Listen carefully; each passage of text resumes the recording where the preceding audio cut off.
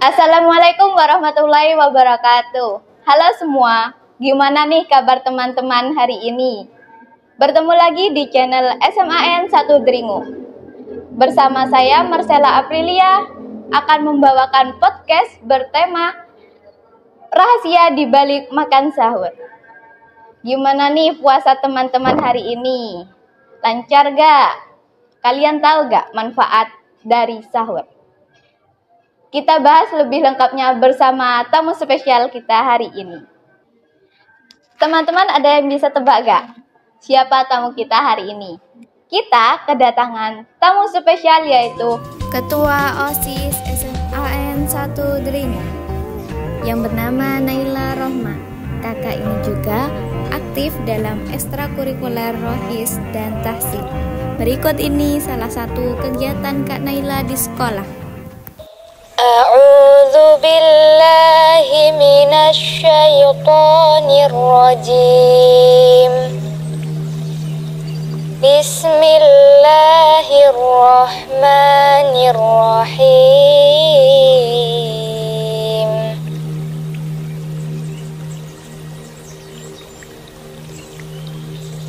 Ar-Rahman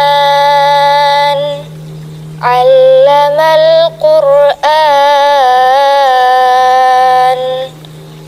khalaqal insan, 'allamahul bayan. Asy-syamsu wal qamaru bihusban, wan najmu wasy-syajaru yasjudan, was-samaa'a rafa'aha wa wada'al mizan, alla tatghaw fil mizan, wa aqimul wazna bil qisti wa la tukhsirul mizan, wal arda wada'aha lil anam,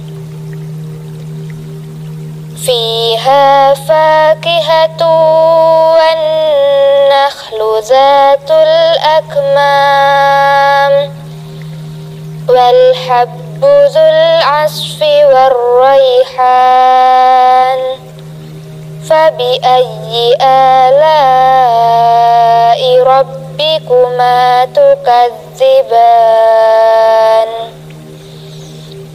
Khalaqal insana min salsalin kal fakhar,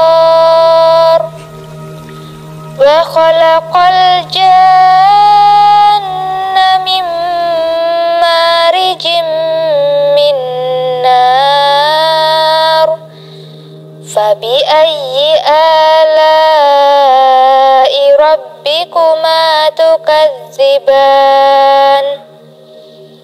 Rabbul masyriqaini wa rabbul maghribain, fabi ayyi ala'i rabbikuma tukadziban.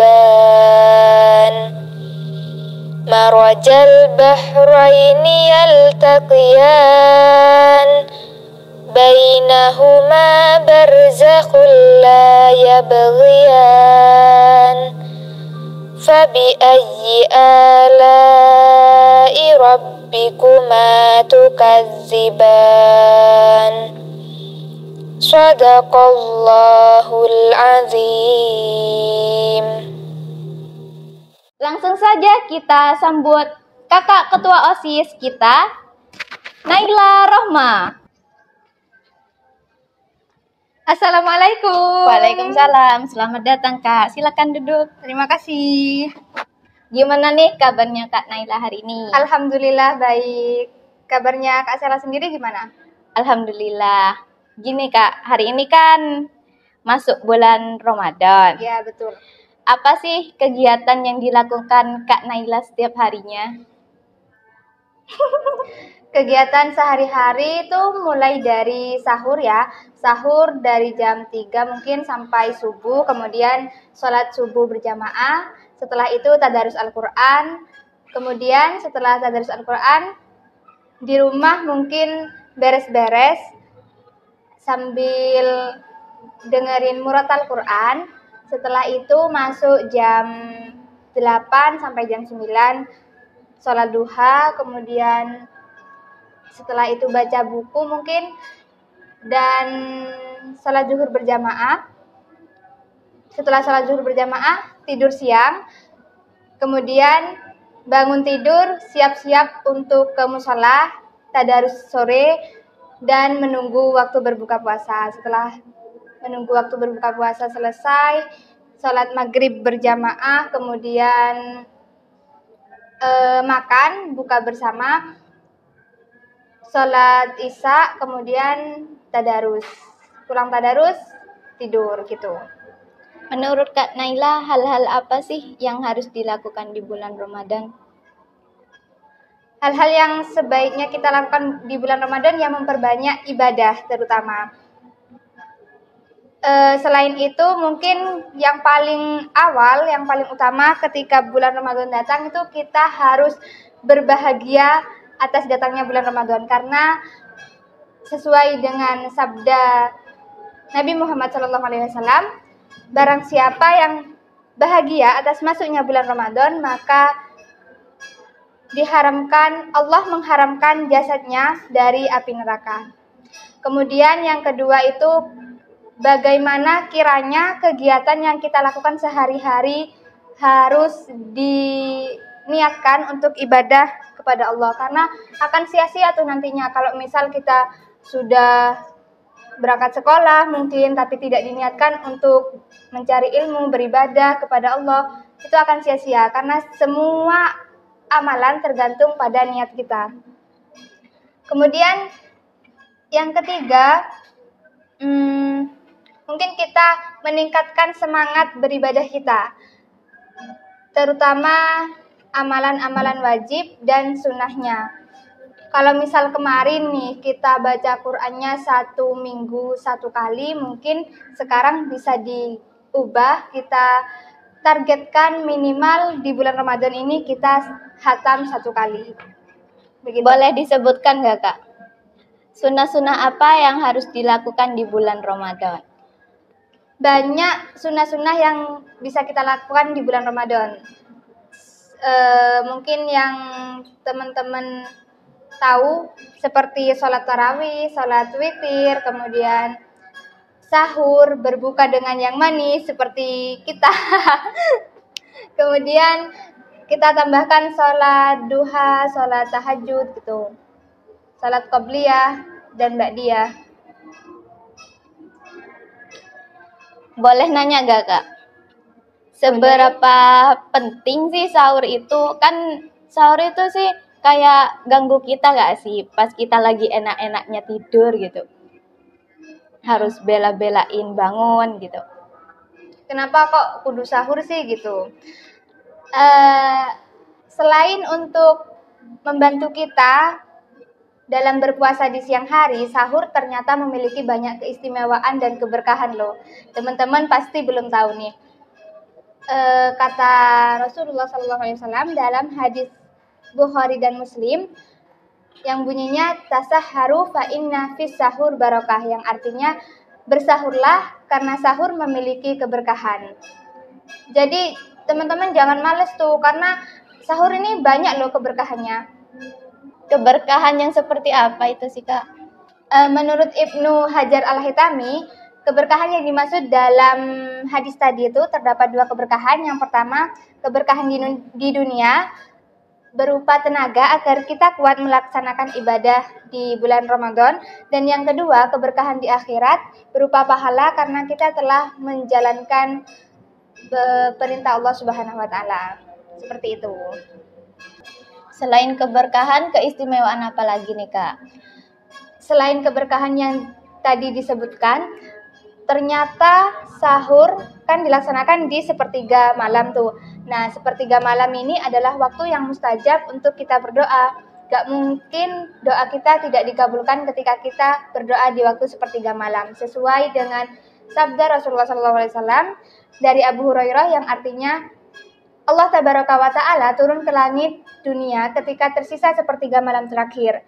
Lantas dia berfirman, siapa saja yang berdoa kepadaku, maka akan aku kabulkan. Siapa saja yang meminta kepadaku, maka akan kuberi. Dan siapa saja yang meminta ampun kepadaku, maka akan aku ampuni. Kurang apa tuh? Kurang baik apa tuh Allah? Sudah berdoa dikabulkan, minta diberi. Intinya di sepertiga malam gunakan waktu itu dengan sebaik-baiknya ketika sahur. Harus lebih banyak berdoa ya, Kak? Iya. Selain itu teman-teman, perlu teman-teman ketahui ternyata makanan yang kita makan di waktu sahur tidak dihisap loh. Sesuai dengan hadis riwayat At-Tabrani yang bunyinya salah satun laisa alaihim hisabun fima ta'imu insyaallah ta'ala idza kana halalan as-shaimu wal mutasahhiru wal murabitu fi sabilillah.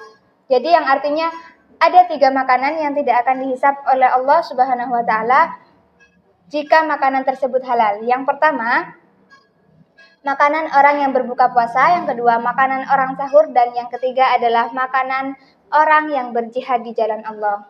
Jadi kesimpulannya yang pertama yaitu keberkahan, yang kedua doa kita diijabah, yang ketiga makanan sahur kita tidak akan dihisap.